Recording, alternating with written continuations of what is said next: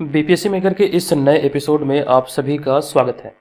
आज के इस वीडियो में 12 से 14 अगस्त 2022 से संबंधित बिहार करंट अफेयर्स और साथ ही राष्ट्रीय और अंतर्राष्ट्रीय घटनाओं से करंट अफेयर्स के जितने भी प्रश्न बनेंगे संबंधित सारी जानकारी आपको विस्तार पूर्वक दिया जाएगा। इस श्रृंखला के सारे वीडियो बिहार की प्रतियोगी परीक्षाओं के दृष्टिकोण से काफ़ी ज़्यादा महत्वपूर्ण है। अगर आप बिहार में आयोजित होने वाले किसी भी प्रतियोगी परीक्षा की तैयारी में लगे हैं तो निसंदेह यहाँ से आप बेहतर तरीके से तैयारी कर सकते हैं। हम यहाँ पर आ चुके हैं पिछले वीडियो के प्रश्न पे। ये प्रश्न आपसे पिछले वीडियो में पूछा गया था कि निम्नलिखित में से बिहार की किस राजनीतिक दल को मणिपुर में राज्य पार्टी का दर्जा मिला है। इनसे संबंधित सारी जानकारी हमने आपको दिया था। अभी हाल ही में जनता दल यूनाइटेड अर्थात जदयू को मणिपुर में राज्य पार्टी का दर्जा मिला था। ऐसे में ऑप्शन नंबर सी यहाँ पर इस प्रश्न का राइट आंसर होगा। ध्यान दीजिएगा, जदयू के बारे में बहुत सारी चीज़ें अभी हाल ही के दिनों में मैंने आपको बताया है। और यहाँ पर आपको ध्यान रखना कि इस वाले पीडीएफ में जो बिहार स्पेशल 2021 का वार्षिकांक है, इसमें एक ऑफर चल रहा है। ये 2022 में आयोजित होने वाले खास करके बिहार एसएससी और बीपीएससी के दृष्टिकोण से बहुत महत्वपूर्ण है। इसका लिंक इस वीडियो के डिस्क्रिप्शन में है, आप वहाँ पर जाकर के इसको डाउनलोड कर सकते हैं। और हमारे जितने भी स्टडी मटेरियल और नोट्स वगैरह है सभी के सभी आप बीपीएससी मेकर ऐप के थ्रू एकदम से वहीं पर एकत्रित होकर प्राप्त कर पाएंगे। हम यहाँ पर आ चुके हैं आज के इस वीडियो के पहले प्रश्न पे। ये पहला प्रश्न है कि पटना सचिवालय में 1942 में झंडा फहराने के क्रम में 7 छात्रों को गोली लगने से मौत हुई थी। और आगे लिखा गया कि बताएं कि इस स्थान पर शहीद स्मारक की आधारशिला कब रखी गई थी। हाल ही में ये शहीद स्मारक की बरसी मनाई गई है, 80वीं बरसी मनाई गई है। इस वजह से हमने करंट से ये इतिहास के प्रश्न को रिलेट करके इसमें शामिल किया है। तो इस प्रश्न का हमारा राइट आंसर होगा option number C, option number A, यानी कि 15 अगस्त 1947 को ये शहीद स्मारक की आधारशिला रखी गई थी। बहुत सारे फैक्ट है जो कि आपको याद रखना है। तो सबसे पहले यहाँ पर ध्यान रखिए, ऑप्शन नंबर ए इस प्रश्न का राइट आंसर होगा। यह घटना 11 अगस्त 1942 को हुई थी पटना में। हाल ही में 2022 में 80वीं बरसी इसकी मनाई गई है। ये शहीद मतलब स्मारक की जो यहाँ पर 7 छात्र शहीद हुए थे, इन्हीं की याद में प्रत्येक वर्ष यहाँ पर कर सकते हैं बरसी मनाई जाती है। और ये 80वीं बरसी है जो कि अभी हाल ही मनाई गई है। और यहाँ पे हमारा अगला पॉइंट है कि इन जो 7 छात्रों की मौत हुई थी, इन 7 छात्रों में यानी कि शहीदों में देवीपाद चौधरी, उमाकांत प्रसाद सिन्हा, रमाकांत सिंह, सतीश प्रसाद झा, जगपति कुमार, राजेंद्र प्रसाद सिंह और राम गोविंद सिंह शामिल थे। हैरत की बात यहाँ पर यह है कि इनमें से 6 छात्र यानी कि 7 छात्रों में से 6 छात्र जो थे ये 12वीं कक्षा के छात्र थे और एक जो थे वो 9वीं कक्षा के छात्र थे। और यहाँ पर इसमें हमारा अगला पॉइंट है कि इस स्थान पर शहीद स्मारक की आधारशिला 15 अगस्त 1947 को बिहार के पहले राज्यपाल जय रामदास दौलत राम के द्वारा रखी गई थी। और उस समय बिहार के मुख्यमंत्री जो थे ये श्री कृष्ण सिंह थे। इनकी उपस्थिति में ये आधारशिला बिहार के पहले राज्यपाल जय रामदास दौलत राम के द्वारा रखी गई थी। नेक्स्ट पॉइंट यहाँ पर यह है कि और फिर शहीद स्मारक का जो अनावरण हुआ था ये 24 अक्टूबर 1956 को भारत के प्रथम राष्ट्रपति डॉक्टर राजेंद्र प्रसाद द्वारा किया गया था। तो इतनी सारी रिलेटेड जो जानकारी है जो कि आपको यहाँ से याद रखना है। राजेंद्र प्रसाद का जन्म बिहार के सीवान जिले के जीरादेई ग्राम में हुआ था और महात्मा गांधी ने जीरादेई ग्राम को अपने शब्दों में तीर्थ स्थल कहकर संबोधित किया है। ये सारे कुछ इंपॉर्टेंट से फैक्ट हैं जो कि हमने आपको समय समय पर बताया है। तो सभी चीज़ों को यहाँ से ध्यान रखिए। श्री कृष्ण सिंह की बात है, यह तो एक जानकारी यहाँ पर यह है। अगर हम बात करें बतौर मुख्यमंत्री बिहार के गांधी मैदान में झंडा फहराने का जो सर्वाधिक रिकॉर्ड था कुछ समय तक ये श्री कृष्ण सिंह के नाम था। लेकिन 2021 में मुख्यमंत्री नीतीश कुमार के 15वीं बार झंडा फहराने के बाद यह रिकॉर्ड टूट गया था। 14 बार का जो सर्वाधिक रिकॉर्ड था ये श्री कृष्ण सिंह के नाम था। लेकिन 2021 में मुख्यमंत्री नीतीश कुमार द्वारा 15वीं बार झंडा फहराकर यह रिकॉर्ड को तोड़ दिया गया। और वहीं पे बात करें नीतीश कुमार की, तो नीतीश कुमार ने बतौर मुख्यमंत्री के तौर पर 8वीं बार शपथ ली है बिहार के मुख्यमंत्री के तौर पर। अब यहाँ पर हमारा अगला होगा दूसरा प्रश्न। ये प्रश्न है कि हाल ही में बिहार के सबसे कम उम्र के क्रांतिकारी युवक खुदीराम बोस की पुण्यतिथि मनाई गई है। बताएं कि निम्न में से किस स्थान पर उन्हें महज 18 वर्ष की आयु में अंग्रेजों द्वारा फांसी दिया गया था। तो राइट आंसर होगा ऑप्शन नंबर सी, यानी कि मुजफ्फरपुर में। मुजफ्फरपुर में जो रेलवे स्टेशन या फिर कह सकते हैं जंक्शन जो है, और यहाँ पर जंक्शन पर जो द्वार होता है, जो गेट होता है, वहाँ पर भी देखे होंगे खुदीराम बोस द्वार करके ऐसे कुछ इंडिकेट किया गया। इनकी मतलब कह सकते हैं सम्मान में इस गेट का निर्माण किया गया है मुजफ्फरपुर जंक्शन पर। हम यहाँ पर इस प्रश्न के राइट आंसर की बात करें तो इसका राइट आंसर होगा ऑप्शन नंबर सी। और आपको यहाँ पर कुछ जो जानकारी है वो संबंधित तौर पर याद रखना है। हमने यहाँ पर आगे लिखा कि खुदीराम बोस का जन्म 3 दिसंबर 1889 को बंगाल प्रांत के मिदनापुर में हुआ था। और अगला पॉइंट है कि 1905 में वायसराय लॉर्ड कर्जन द्वारा किए गए बंगाल विभाजन के विरोध में जबरदस्त प्रतिक्रिया हुई थी। और इसमें हिस्सा लेने वाले क्रांतिकारियों को मजिस्ट्रेट किंग्सफोर्ड ने बहुत क्रूर दंड दिए थे। ये कुछ स्टोरी है जो कि आप याद रखेंगे, यहाँ से कई सारे प्रश्न एग्जाम में पूछे गए हैं। 1905 में जो कह सकते हैं वाइसराय लॉर्ड कर्जन द्वारा बंगाल विभाजन किया गया था, इसके परिणाम स्वरूप जबरदस्त प्रक्रिया हुई थी और इसमें हिस्सा लेने वाले जो भी मतलब क्रांतिकारी थे या फिर जो नागरिक थे, सभी को मजिस्ट्रेट किंग्सफोर्ड द्वारा बहुत क्रूर दंड दिया गया था। और जिसके बाद किंग्सफोर्ड को पदोन्नत करते हुए मुजफ्फरपुर का सत्र न्यायाधीश बनाया गया था। और इसी दौरान युगांतर समिति, एक समिति था, युगांतर समिति ने किंग्सफोर्ड द्वारा भारतीयों पर किए गए जुल्म का बदला लेने के लिए एक गुप्त बैठक किया था। और इस बैठक में फैसला किया गया कि खुदीराम बोस और प्रफुल्ल चाकी किंग्सफोर्ड की हत्या करेंगे। और जिसको अंजाम देते हुए आपको ध्यान रखना कि 30 अप्रैल 1908 को खुदीराम बोस और प्रफुल्ल चाकी ने किंग्सफोर्ड की गाड़ी समझकर उन पर बम फेंका था, लेकिन उसमें भारतीयों के प्रति हमदर्दी रखने वाले कैनेडी का परिवार था, जिसमें कि सभी लोग मारे गए। और इस हादसे से भयभीत होकर के प्रफुल्ल चाकी ने खुद को गोली मार ली और वहीं पर 11 अगस्त 1908 को खुदीराम बोस को सिर्फ 18 साल की उम्र में फांसी के तख्ते पर चढ़ा दिया गया।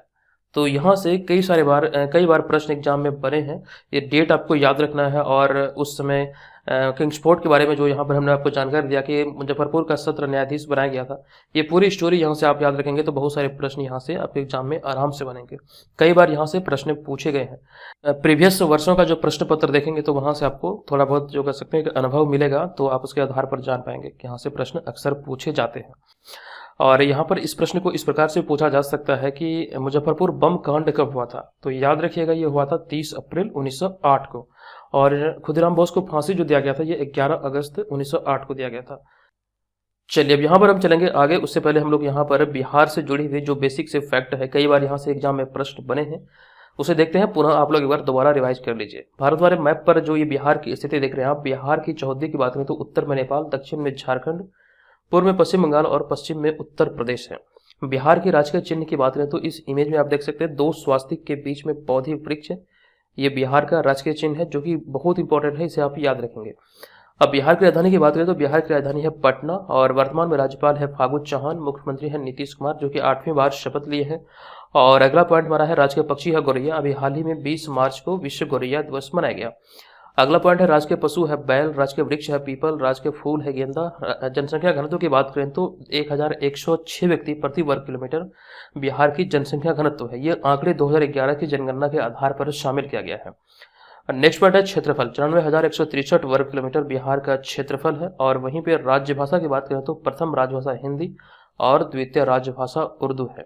लंबाई 345 किलोमीटर और चौड़ाई 483 किलोमीटर है। और इसके अलावा कुछ और भी फैक्ट है, जैसे कि विधान परिषद की बात करें तो 75 सीटें बिहार में है, विधानसभा की 243 सीटें, राज्यसभा की 16 और लोकसभा की 40 सीटें निर्धारित है। और बात करें बिहार के लोक नृत्य की तो जाट, जाटिन, कजारी, पनवरिया और विदिशा यहाँ की प्रमुख लोक नृत्य है। तो इतनी सारी बेसिक से फैक्ट है, आप चाहें तो स्क्रीनशॉट ले सकते हैं। हम यहाँ पर आ चुके हैं आज के इस वीडियो के तीसरे प्रश्न पे। ये तीसरा प्रश्न है कि हाल ही में किस नेता को फ्रांस का सर्वोच्च नागरिक सम्मान से सम्मानित किया गया है। आप यहाँ पर इस इमेज को देख के समझ सके हैं। इसका राइट आंसर होगा ऑप्शन नंबर ए, यानी कि कांग्रेसी नेता शशि थरूर। ऑप्शन नंबर ए यहाँ पर इस प्रश्न का राइट आंसर होगा। आपको जानकारी दे दूं कि हाल ही में या फिर हाल ही की घोषणा के अनुसार कांग्रेसी नेता शशि थरूर को फ्रांस के सबसे सर्वोच्च नागरिक सम्मान से सम्मानित किए जाएंगे। ये घोषणा अभी हाल ही में हुई है। National Order of the Legion of Honour France के सर्वोच्च अवार्ड की जो शुरुआत हुई थी ये नेपोलियन बोनापार्ट द्वारा वर्ष 1802 में की गई थी। यह सम्मान किसी भी क्षेत्र में बेहतरीन योगदान देने वाले मिलिट्री ऑफिसर या फिर आम नागरिकों को भी दिया जा सकता है। इसकी शुरुआत जो हुई थी ये नेपोलियन बोनापार्ट द्वारा वर्ष 1802 में किया गया था। अब यहाँ पर अगला पॉइंट हमारा यहाँ पर यह है कि वैसे इस पुरस्कार को पहले Royal Order of the Legion of Honour के नाम से जाना जाता है, लेकिन अब इसमें नाम में परिवर्तन हुआ है और इस पुरस्कार को 5 श्रेणी में प्रदान किया जाता है। और इस 5 श्रेणी की बात करें तो उसी चीज को हमने आगे लिखा कि इन पुरस्कारों को 5 भागों में बांटा गया है, जिनमें कि सिविलियर अर्थात नाइट, ऑफिसर अर्थात ऑफिसर और ऐसे ही कई और भी हैं जो कि यहाँ पर इस कैटेगरी में अवार्ड प्रदान किए जाते हैं। अभी हाल ही में जो शशि थरूर को दिए जाने की घोषणा हुई है तो इनमें से सिविलियर जो कैटेगरी का अवार्ड है वही शशि थरूर को दिए जाने की बात कही गई है। तो ये सारी जानकारी यहाँ से नोट कर लीजिएगा। और एक जानकारी यहाँ पर यह है कि शशि थरूर द्वारा कई सारी पुस्तक भी लिखी गई है, तो उसका नाम भी याद रखिएगा। हालांकि अगर आप लोगों को जानना है तो कमेंट कीजिएगा, मैं अगले वीडियो में इसकी जानकारी विस्तार से आपको दे दूंगा। नेक्स्ट होगा हमारा चौथा प्रश्न। ये प्रश्न है कि हाल ही में किस राज्य सरकार ने ऋषभ पंत को राज्य का ब्रांड एम्बेसडर बनाया हुआ। देखिए को शब्द छूट गया, आप लोग नोट कर लीजिएगा, सुधार कीजिएगा कि किस राज्य सरकार ने हाल ही में ऋषभ पंत को राज्य का ब्रांड एम्बेसडर बनाया है। तो राइट आंसर होगा ऑप्शन नंबर सी, उत्तराखंड सरकार द्वारा अभी हाल ही में उत्तराखंड के जो मुख्यमंत्री हैं पुष्कर सिंह धामी, उनके द्वारा ऋषभ पंत को राज्य का ब्रांड एम्बेसडर बनाया गया। आपको जानकारी दे दूं कि इस प्रश्न का right answer option number C, और हाल ही में उत्तराखंड सरकार ने क्रिकेटर ऋषभ पंत को राज्य का ब्रांड एम्बेसडर बनाया है। और ऋषभ पंत के जन्म की बात करें तो 4 अक्टूबर 1997 को रुड़की उत्तराखंड में उनका जन्म हुआ था। लेकिन एक बार यहाँ पर इनसे संबंधित ये याद रखें कि ऋषभ पंत से पहले बॉलीवुड अभिनेता अक्षय कुमार को ब्रांड एम्बेसडर बनाया गया था। अब यहाँ पे देखिए बात आई थी पुष्कर सिंह धामी की, तो पुष्कर सिंह धामी अभी हाल ही में मई 2022 में उत्तराखंड के 12वें मुख्यमंत्री बने थे। इसकी कंप्लीट जानकारी हमने आपको दिया था। अब यहाँ पर चलेंगे अगले प्रश्न पे, लेकिन उससे पहले आपको बता दूं कि जुलाई 2022 का पूरे मंथ का एक वीडियो तकरीबन 1 घंटे का चैनल पर अपलोड हुआ है, जहां पर बिहार स्पेशल से संबंधित सारी जानकारी हमने सम्मिलित किया है। आप इस वीडियो को जरूर देखिए। चैनल पर जो मंथली करंट अफेयर्स नाम से एक प्लेलिस्ट बना है, आप उसके अंतर्गत जाके वहां पर इस वीडियो को देख सकते हैं, और साथ साथ वीडियो के डिस्क्रिप्शन में इसका पीडीएफ फाइल का लिंक भी है, तो आप वहां से पीडीएफ फाइल को भी डाउनलोड कर सकते हैं। हालांकि इसका जो कर सकते हैं पावर पॉइंट वाला पीडीएफ फाइल था, उसे हमने टेलीग्राम चैनल पर सेंड किया है, तो टेलीग्राम चैनल का भी लिंक इस वीडियो के डिस्क्रिप्शन में है। आप उसे ज्वाइन करके वहां से एकदम से फ्री में इस पीडीएफ फाइल को प्राप्त कर पाएंगे। नेक्स्ट होगा 5वां प्रश्न, लेकिन उससे पहले बात आई थी यहाँ पर ऋषभ पंत की, और ऋषभ पंत संबंधित है क्रिकेट से। तो क्रिकेट की जो सर्वोच्च संस्था ये है आईसीसी। आईसीसी का पूरा नाम होता है इंटरनेशनल क्रिकेट काउंसिल, और कई बार एग्जाम में पूछा गया कि आईसीसी का मोटो अर्थात सिद्धांत क्या है। तो उसका सिद्धांत है अच्छाई के लिए क्रिकेट। और आईसीसी की जो स्थापना हुई थी ये 15 जून 1909 को हुई थी। इसका मुख्यालय दुबई संयुक्त अरब अमीरात में है, और वर्तमान में इसमें सदस्यों की संख्या 108 देश, आधिकारिक भाषा है अंग्रेजी। आईसीसी के चेयरमैन की बात करें तो आईसीसी का जो चेयरमैन है ये ग्रेग बार्कले है, जो कि न्यूजीलैंड का, यहाँ पर हमने ऐड नहीं किया है, आप लोग ऐड कर लीजिएगा। आईसीसी का चेयरमैन है ग्रेग बार्कले, जो कि न्यूजीलैंड के हैं। और वहीं पे सीईओ की बात करें तो जोफ एलार्डिस हैं, और ये ऑस्ट्रेलिया के हैं। इससे पहले आईसीसी के जो सीईओ थे जोफ एलार्डिस से पहले ये मनु साहनी थे। मनु साहनी के इस्तीफा के बाद अभी हाल ही में जोफ एलार्डिस को आईसीसी का सीईओ बनाया गया है। नेक्स्ट 5वां प्रश्न है कि हाल ही में जुलाई 2022 के लिए निम्नलिखित में से किसे ICC player of the month के रूप में चुना गया है। तो राइट आंसर होगा प्रभात जयसूर्या, जो कि श्रीलंका के हैं। और वहीं पे महिला कैटेगरी में एम्मा लेब, जो कि इंग्लैंड की महिला क्रिकेटर है। तो दोनों को ICC player of the month जुलाई के लिए चुना गया है। तो ऑप्शन नंबर ई यहाँ पर इस प्रश्न का राइट आंसर है, क्योंकि यहाँ पर 2 विकल्प सही है। इस आधार पर हम ऑप्शन नंबर ई को चुनेंगे। आपको जानकारी दे दूं कि आईसीसी ने जुलाई महीने के लिए प्लेयर ऑफ द मंथ के विजेताओं की घोषणा कर दी है, और इसमें पुरुष वर्ग में श्रीलंका के स्पिनर प्रभात जयसूर्या, और वहीं पर महिला वर्ग में इंग्लैंड के बल्लेबाज एमा लैम को विजेता चुना गया है। दोनों को आप यहाँ पर इस इमेज में देख सकते हैं। हालांकि यहाँ पर हमने मंथ वाइज सभी को एकत्रित किया है, आप चाहें तो स्क्रीनशॉट ले सकते हैं। जनवरी से लेकर के अभी तक जुलाई तक का अपडेट हमने यहाँ पर कर दिया है। इसके माध्यम से आप अपनी तैयारी को बेहतर तरीके से कर पाएंगे। यानी कि यहाँ से अगर एक प्रश्न एग्जाम में पूछा जाता है तो निसंदेह ही एक प्रश्न का अंक जो होगा वो आपके पक्ष में होगा। तो स्क्रीनशॉट ले लीजिए, ये बहुत इंपॉर्टेंट है। ये अपडेटेड डाटा है और समय समय पर हमने इसमें अपडेट किया है, तो इसका स्क्रीनशॉट आप लोग लेकर जरूर रख लीजिएगा। हम चलते हैं यहाँ पर अगले प्रश्न पे। हमारा यहाँ पे अगला होगा 6ठा प्रश्न। ये प्रश्न है कि कारगिल नायक योगेंद्र सिंह यादव की जीवनी ब्राभो यादव निम्नलिखित में से किसके द्वारा लिखी गई है। नोट कीजिएगा, इस पुस्तक का नाम है ब्राभो यादव, जो कि कारगिल नायक योगेंद्र सिंह यादव की जीवनी यानी कि इन्हीं पर आधारित है। इस पुस्तक के लेखक कौन है। तो राइट आंसर होगा ऑप्शन नंबर बी, अर्थात दीपक सिंह। आपको जानकारी यहाँ पर दे दूं कि हाल ही में कारगिल नायक योगेंद्र सिंह यादव के जीवन पर आधारित लिखित पुस्तक ब्राभो यादव के लेखक दीपक सिंह है, और वर्ष 1999 के कारगिल युद्ध में अदम्य बहादुरी दिखाने के लिए महज 19 साल की उम्र में उन्हें परमवीर चक्र से नवाजा गया था, और ये कह सकते हैं सबसे कम उम्र के परमवीर चक्र प्राप्तकर्ता भी बने थे। महज 19 साल की उम्र में उन्हें परमवीर चक्र से सम्मानित किया गया था। अब यहाँ पर अगले पॉइंट में हम बात करें कारगिल नायक योगेंद्र सिंह यादव की, तो वे अपने देश के लिए लगभग यानी कि भारत के लिए लगभग 23 साल की सेवाएं देने के बाद 1 जनवरी 2022 को सेवानिवृत्त हुए थे। और प्रत्येक वर्ष 26 जुलाई को कारगिल विजय दिवस मनाया जाता है, ये बात भी आप लोग नोट कीजिएगा। हालांकि कारगिल विजय दिवस के बारे में यहाँ पर हमने कंप्लीट जानकारी लिखा है, आप चाहें तो विस्तार से यहाँ पर इसको पढ़ सकते हैं, स्क्रीनशॉट ले सकते हैं। भारत में प्रत्येक वर्ष 26 जुलाई को कारगिल विजय दिवस के रूप में मनाया जाता है। इस दिन भारत और पाकिस्तान की सेनाओं के बीच वर्ष 1999 में कारगिल युद्ध हुआ था। यह युद्ध लगभग 60 दिनों तक चला था, जो कि 26 जुलाई को समाप्त हुआ था और इस युद्ध में भारत की विजय हुई थी। कारगिल युद्ध में शहीद हुए भारतीय जवानों के सम्मान हेतु प्रत्येक वर्ष 26 जुलाई को यह दिवस मनाया जाता है। नेक्स्ट होगा 7वां प्रश्न। ये प्रश्न कि हाल ही में प्रधानमंत्री नरेंद्र मोदी जी ने कहां पर 2G एथेनॉल संयंत्र का उद्घाटन किया है? तो इस प्रश्न का राइट आंसर होगा पानीपत, हरियाणा में। आपको जानकारी दे दूं कि हाल ही में माननीय प्रधानमंत्री नरेंद्र मोदी ने हरियाणा के Panipat refinery Indian oil 2G ethanol plant का उद्घाटन किया है। नोट कीजिएगा, हरियाणा के पानीपत में भी हाल ही में इसका उद्घाटन किया गया है। और इस संयंत्र की बात करें तो यह संयंत्र जैव ईंधन के उत्पादन और उपयोग को बढ़ावा देने में मदद करेगा। और इस प्लांट की कुल लागत की बात करें तो करीब 900 करोड़ रुपए की लागत से इस प्लांट का निर्माण किया गया है। अब यहाँ पर एथेनॉल की बात है तो एथेनॉल नीति को लागू करने वाला भारत का पहला राज्य है बिहार। ये कंप्लीट जानकारी हमने आपको दिया था कि बिहार एथेनॉल नीति को लागू करने वाला भारत का पहला राज्य बना है। नेक्स्ट होगा हमारा 8वां प्रश्न। ये प्रश्न कि हाल ही में श्रीनगर अंतर्राष्ट्रीय हवाई अड्डे पर उम्मीद मार्केट प्लेस का उद्घाटन किसके द्वारा किया गया? तो राइट आंसर है जम्मू कश्मीर के उपराज्यपाल मनोज सिन्हा के द्वारा भी हाल ही में उम्मीद मार्केट प्लेस का उद्घाटन श्रीनगर हवाई अड्डे पर किया गया। ऑप्शन नंबर ए यहाँ पर इस प्रश्न का राइट आंसर है कि हाल ही में जम्मू कश्मीर के उपराज्यपाल मनोज सिन्हा ने श्रीनगर अंतर्राष्ट्रीय हवाई अड्डे पर उम्मीद मार्केट प्लेस का उद्घाटन किया है। और यह भारतीय विमानपत्तन प्राधिकरण की योजना अवसर के तहत यह केंद्र खोला गया है। भारतीय विमानपत्तन प्राधिकरण की एक योजना है अवसर। अब ये अवसर क्या है, इसका जो कह सकते हैं पूरा नाम क्या है, आप लोगों को इसकी जानकारी होगी। हमने एक बार जानकारी आपको दिया था और इसी योजना के तहत इस केंद्र का यहाँ पर निर्माण किया गया है। और फिर इसमें अगला पॉइंट है कि यह पहल जम्मू कश्मीर ग्रामीण आजीविका मिशन के तहत शुरू किया गया था, जिसके लेकर अभी हाल ही में इसका निर्माण हुआ है। और अगला पॉइंट हमारा यहाँ पर यह कि हालांकि ऐसा ही मार्केट प्लेस जम्मू एयरपोर्ट पर भी खोला गया है। अब यहाँ पर बात ही है जम्मू कश्मीर की, तो जम्मू कश्मीर के बारे में हमने यहाँ पर कुछ बेसिक से फैक्ट लिखे हैं, जो कि कई बार यहाँ से आप लोगों के मन में कन्फ्यूजन उत्पन्न होता है, तो उसे आप यहाँ से दूर कर सकते हैं। तो जम्मू कश्मीर की स्थापना की बात करें तो इसकी स्थापना हुई थी 1954 में। जम्मू और कश्मीर 5 अगस्त 2019 तक भारत का एक राज्य था, जिसे कि अगस्त 2019 में द्विभाजित कर जम्मू और कश्मीर एवं लद्दाख नाम से 2 केंद्र शासित प्रदेश के रूप में स्थापित कर दिया गया।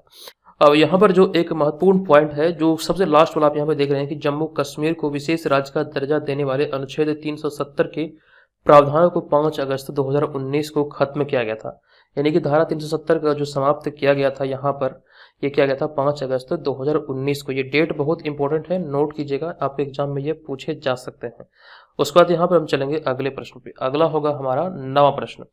ये प्रश्न है कि निम्न में से किसे हाल ही में AIFF footballer of the year चुना गया है?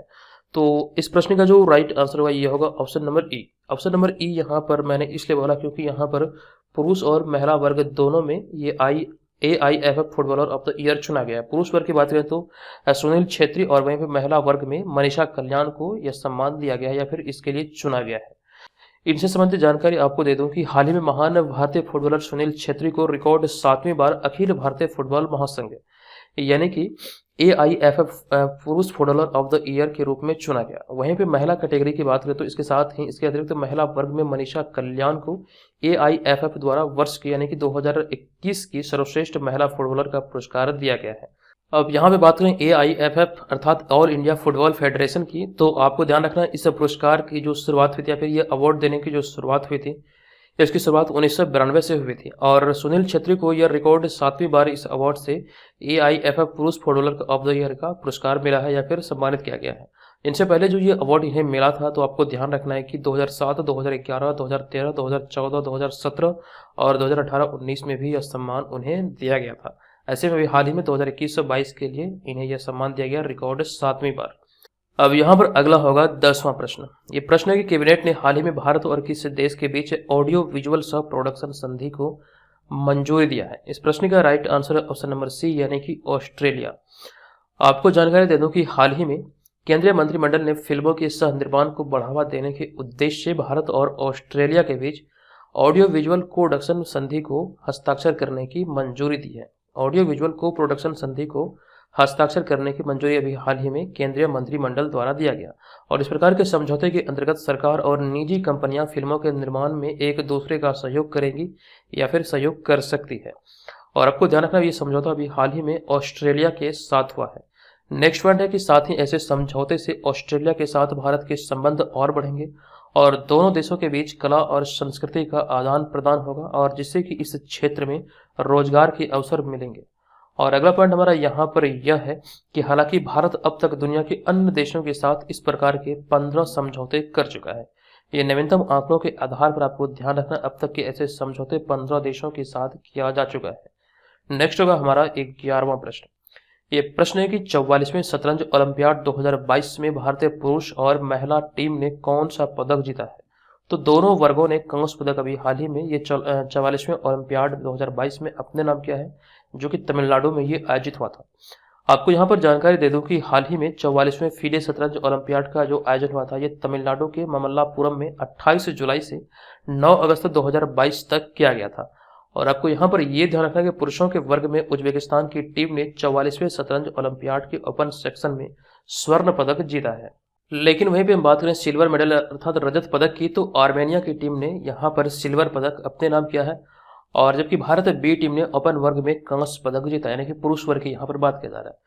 तो पुरुष वर्गों में उज्बेकिस्तान की टीम गोल्ड मेडल अपने नाम की और आर्मेनिया सिल्वर मेडल और वहीं पे भारत कांस्य यानी कि ब्रॉन्ज मेडल। जबकि महिला वर्ग के दृष्टिकोण से देखें तो महिला वर्ग में यूक्रेन ने स्वर्ण पदक जीता, जॉर्जिया ने रजत पदक और वहीं पे भारत टीम ए ने कांस्य पदक अपने नाम किया है। अब यहाँ पर नेक्स्ट पॉइंट हमारा है कि भारत ने पहली बार शतरंज ओलंपियाड की मेजबानी की थी। ये कंप्लीट जानकारी ऑलरेडी आपको दिया गया है हमारे द्वारा, पहले भी हमने आपको इसके बारे में जानकारी दिया था। नेक्स्ट पॉइंट यहाँ पर यह है कि फीडे द्वारा शतरंज ओलंपियाड 2026 का जो आयोजन होगा ये उज्बेकिस्तान में किया जाएगा। तो इनसे संबंधित ये सारी बातों को नोट करना है आपको। अगर आप नोट नहीं कर सकते, बीपीएससी मेकर ऐप पर ये तमाम पीडीएफ उपलब्ध है, आप वहीं पर एक साथ सभी को डाउनलोड कर पाएंगे। अभी एक ऑफर भी चल रहा, तो ऑफर पीरियड के दौरान आपसे ज्वाइन करेंगे तो आपको भरपूर फायदा मिलेगा। नेक्स्ट होगा हमारा यहाँ पर 12वां प्रश्न। ये प्रश्न के निम्नलिखित में से किसी हाल ही में भारत में अमेरिका के नए महावाणिज्य दूत के रूप में कार्यभार संभाला है। इस प्रश्न का हमारा राइट आंसर होगा ऑप्शन नंबर ए, यानी कि माइक हैंके। आपको जानकारी दे दूं कि हाल ही में माइक हैंके ने मुंबई में अमेरिका के नए वाणिज्य या फिर महावाणिज्य दूत के रूप में पदभार या फिर कार्यभार संभाला है। इससे पहले वे ओमान में अमेरिकी मिशन के उप प्रमुख थे। हालांकि एक जानकारी ये भी है कि वे पेशे से पूर्व पत्रकार भी रह चुके हैं और इस साथ ही साथ उन्होंने अपने देश के लिए सऊदी अरब, मिस्र, इराक, यमन और नाइजीरिया में अपनी सेवाएं दी है। तो ये सारी जानकारी जो कि यहाँ से आपको ध्यान रखना है, नोट कर लेना है। आप चलते हैं आज के इस वीडियो के प्रश्न की ओर।